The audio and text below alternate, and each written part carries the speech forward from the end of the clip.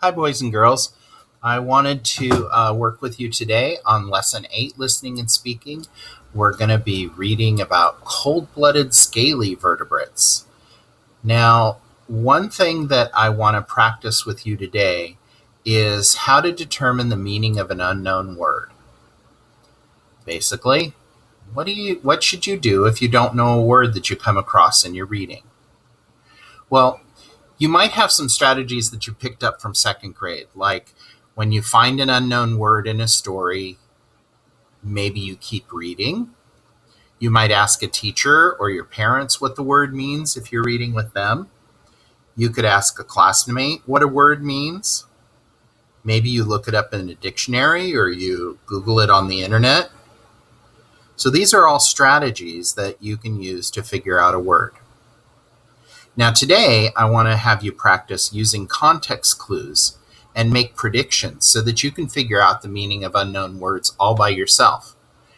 It's not always going to be easy, but it will get you in the habit of making predictions about those words so that you can get back to your reading quicker. And pretty soon, you'll learn lots of new words. So, let me talk about making a prediction. You know that when you find a word in the text, you can look for clues near the word. So you can find the words that you know around the unknown word. You can look at other words in the sentence. You can look at words near the unknown word to give you clues. And you also know lots of ways of breaking words apart into smaller pieces. So you can look for a root word maybe. Those are all things we're going to be practicing today. So I want to show you this chart. And I've also got a copy of this in the back of the classroom. So different ways that you can use context clues to figure out a word you don't know. You can go to the glossary, look in the back of the book. You can go to the sentences before or after to look for clues. Now here's some special signal words you might find in a sentence. Words like called, or when they say something is or are, and then they give an explanation afterwards. Or sometimes in stories, writers will just use a comma and then they'll give a little definition of a word so that you can keep going. We're going to practice some of these context clues today. And then finally, there's prefixes and suffixes. We've worked a lot with root words, and you know prefixes like un means not in a word, or you probably have already learned that re at the beginning of a word means again.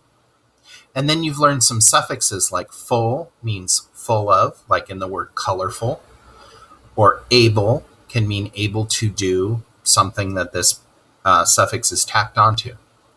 So these context clues we're going to be practicing today. Now for today's lesson, I'm going to be reading a chapter to you, and you're going to actually need some Post-it notes and a pencil because you're going to be filling out some Post-it notes and putting them on a chart that I have near the front of the room.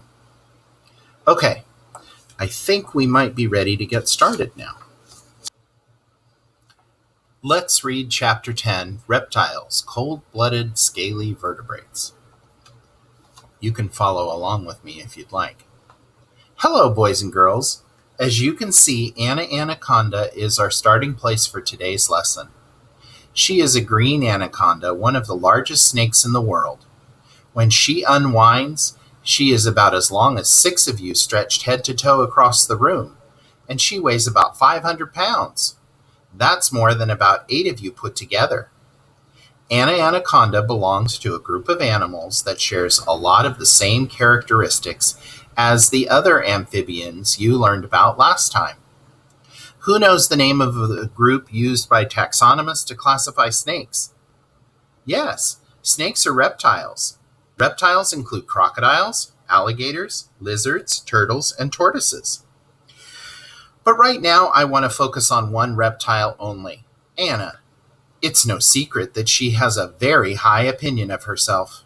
She is quite fond of telling me so when I visited Peru. She thinks she's rather pretty, and I quite agree.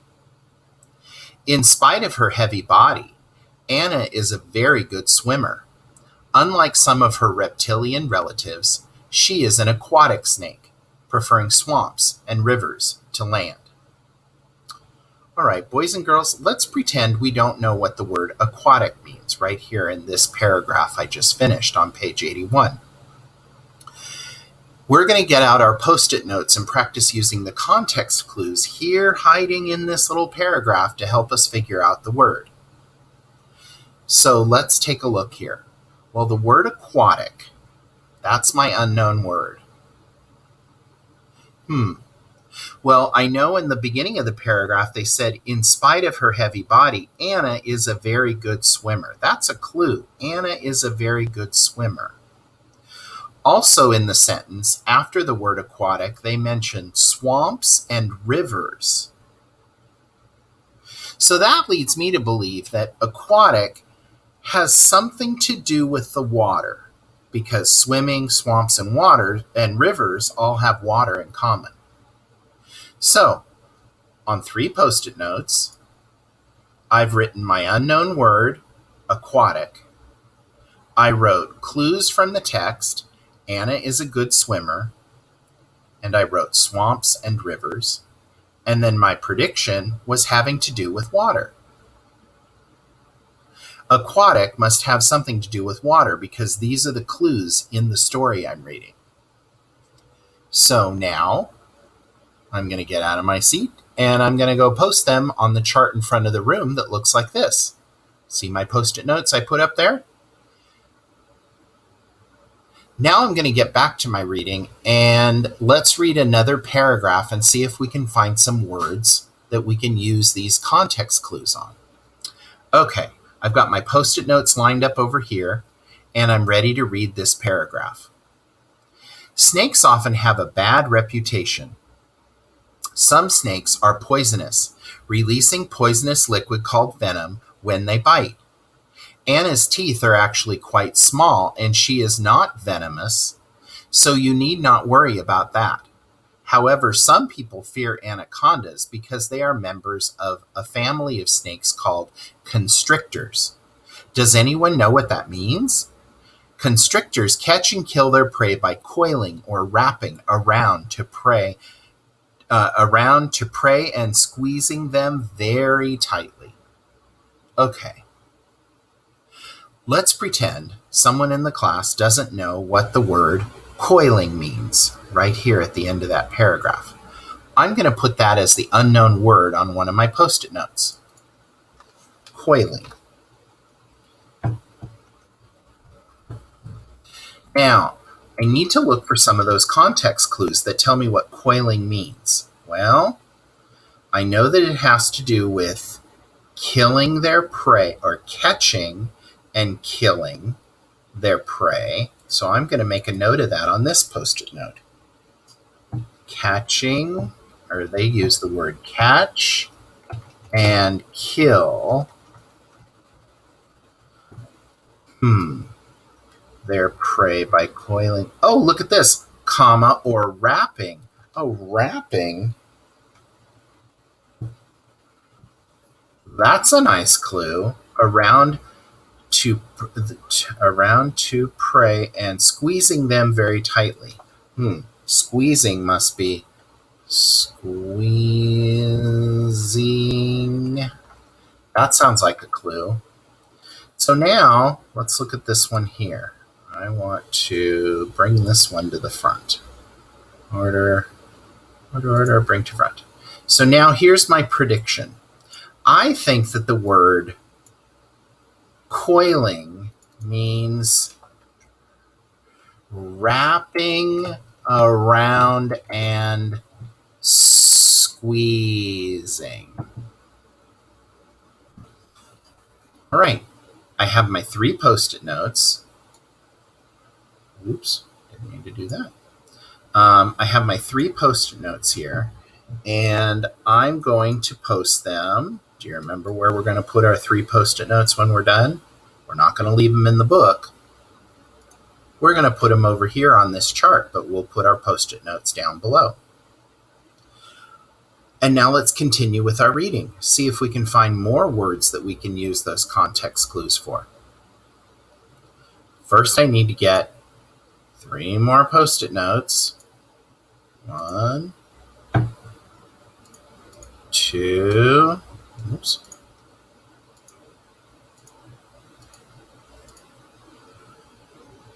and get them close to me on my page so that I can look for those context clues. Well, Mr. Nelson, that's not the right place to put them. We can't read the words if we do that.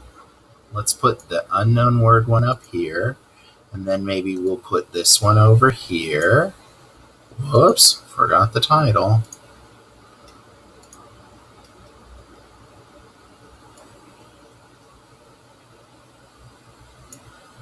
And maybe this one, because it's in the middle of the words, we could put over here.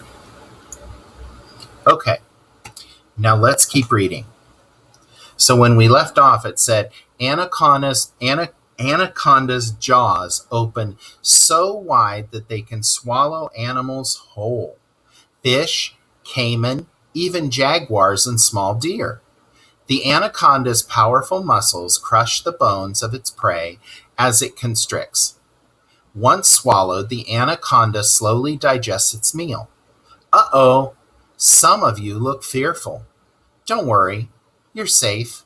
Anacondas don't live where you live in North America. You'll find them far, far away on the continent of South America. That's where I met Anna. Anna was sure to tell me that as far as she knows, there is no documented record of an anaconda ever killing a man, woman, or child. She and all anacondas are nocturnal animals, and they hunt at night, eating frogs, toads, birds, fish, and turtles. She doesn't have to hunt very often because one animal will satisfy her appetite for a long time. Well, that's a lot of information about Anna's characteristics, the ways by which scientists classify her as belonging to the animal class called reptiles or reptilia. Anna and other reptiles share some common characteristics with amphibians. Many scientists believe reptiles evolved from amphibians.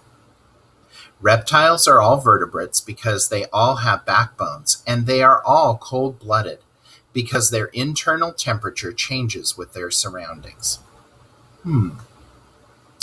All right, boys and girls, I found a few words here that I think we could use for our unknown word exercise and use some context clues. Let's try this one here, reptilia. That's a new word. I'm going to go up here and write it on my Post-it note. You write it on one of your Post-it notes too. Reptilia. Now I need to look for clues in the text. I'm going to read a little bit before and a little after. Well, that's a lot of information about Anna's characteristics, the ways by which scientists classify her as belonging to the animal class called reptiles. Oh, I remember when they say called, they're giving me a definition. So there must be a clue there for between reptilia and the word reptiles. So I'm going to put reptiles there. Oh, and here's another clue. Anna and other reptiles. So we're talking about scientists classifying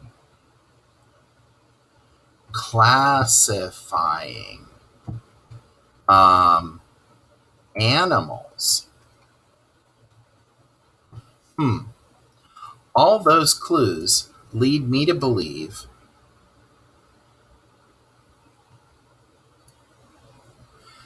here's my prediction. My prediction is that the word reptilia must be the scientific name for reptiles. Okay, go ahead and pick up your 3 Post-it notes and go post them on the chart like this.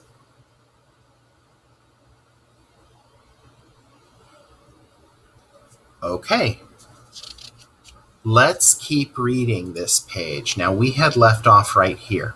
Most reptiles can adjust their body temperatures by basking in the sun or staying warm, or by hiding under a rock to stay cool.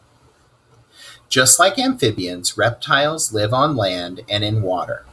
However, these two groups do, of course, have their differences. Amphibians depend upon water to stay alive much more so than reptiles.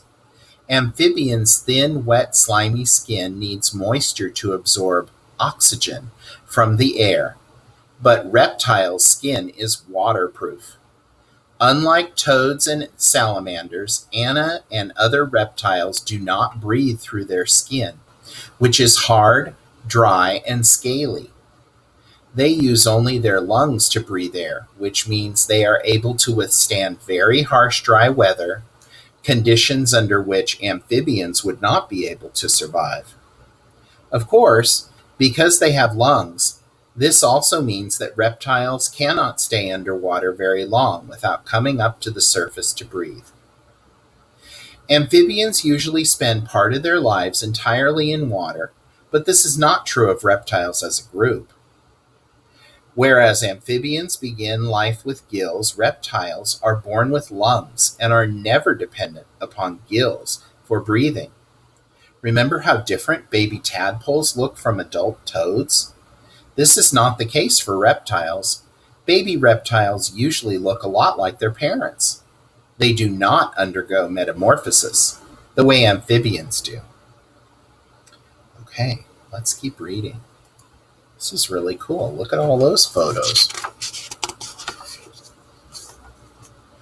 Okay, here we go.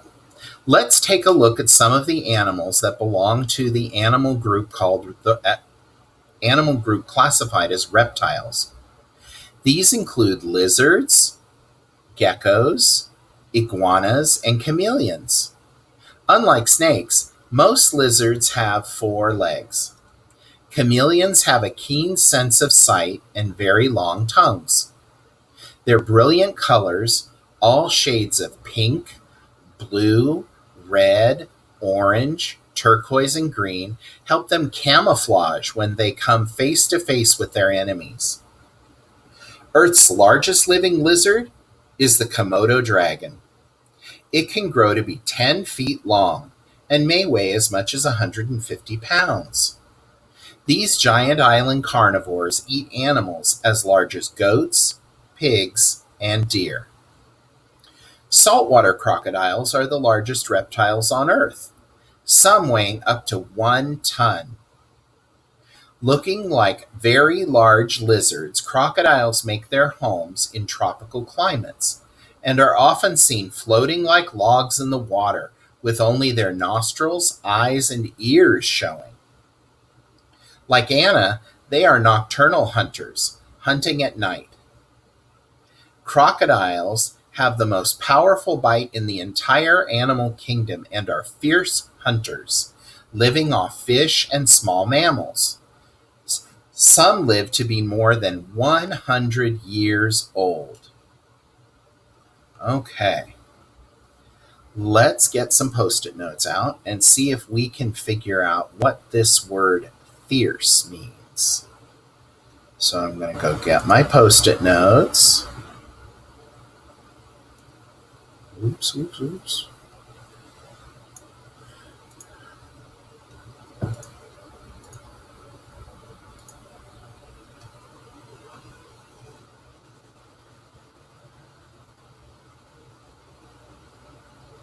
And I'm going to put my Post-it notes on the page.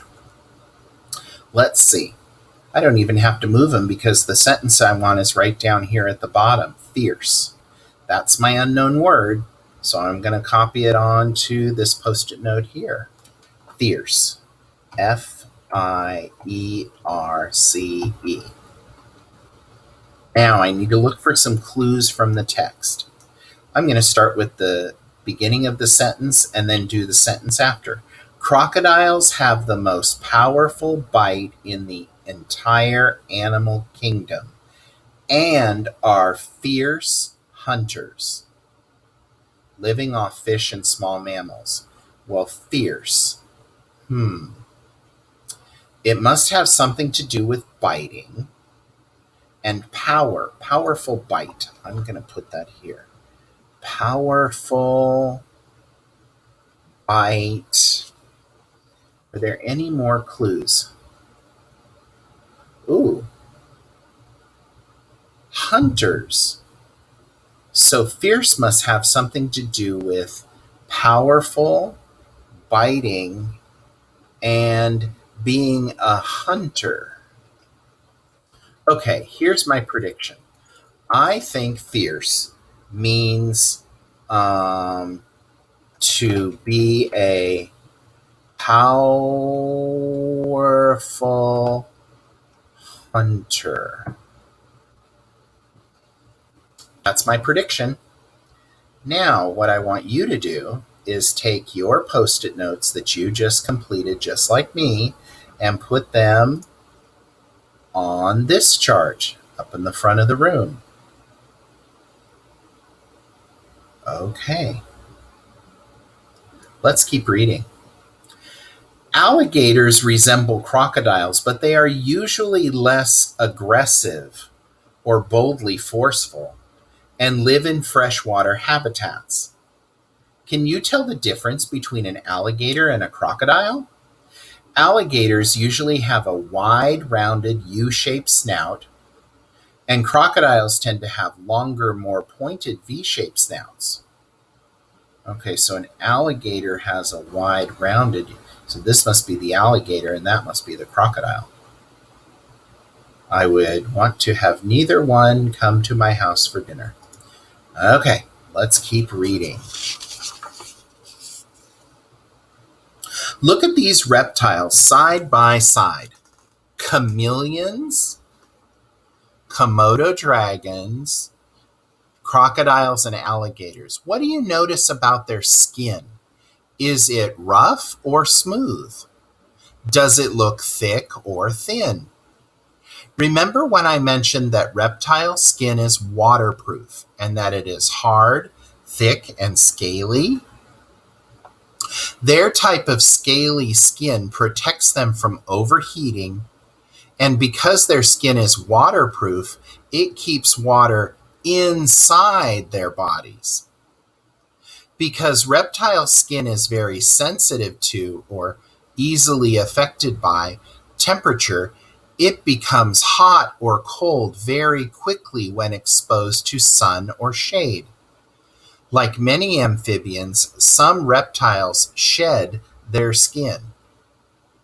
Many lizards and snakes shed their skin several times a year as they grow. Snakes do not eat their shed skin the way amphibians do. Turtles and tortoises are the only reptiles with bony shells as part of their skeletons. Their backbones are actually fused to their shells. These shells may be flat or domed. Turtles have softer shells so they can swim faster, but land-dwelling tortoises need hard, leathery shells to protect them from predators. Their legs vary in appearance depending on where they live as well. Sea turtles have oar-shaped flippers for moving through water effectively. Many turtles have claws which help them dig, and pond turtles also have webs between probably their toes or something. We'll find that out on the next page. Hey, boys and girls, I want to check out and see if we can use context clues to figure out this word here, shed. Remember, it says, like many amphibians, some reptiles shed their skin. I'm going to see if we can use context clues to figure out what that is.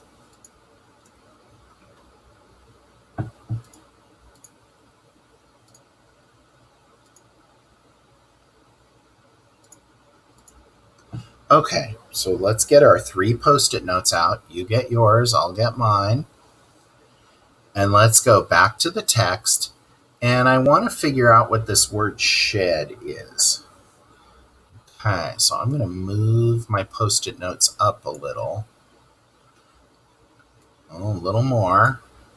And do you remember my word right here, shed? Okay, we're going to write it on our Post-it note. Are you ready? Shed. You can even sound it out. S-H-E-D. Now, let's get our clues. Clues from the text. Well, like many amphibians, some reptiles shed their skin. Okay, well, one clue is it has to do with skin. Many lizards and snakes shed their skin several times as they grow. Okay, grow. Snakes do not eat their shed skin the way amphibians do. And it's something you can eat. Oh. Huh. So, as the animal grows, they have to do something with their skin so that they can grow, but they don't eat it the way that amphibians do. Okay, here's my prediction. I think shed means to take off skin that is too small so they can grow. I'm going to have to look that one up.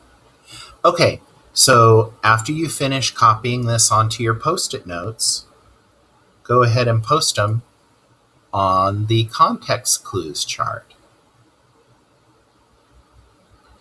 All right, let's read the final page of this read aloud. So we had said many turtles have claws which help them dig, and pond turtles also have webs between their claws to effectively maneuver or move through water. Land tortoises, like the giant Galapagos, have huge column-shaped legs with claws. Whoa.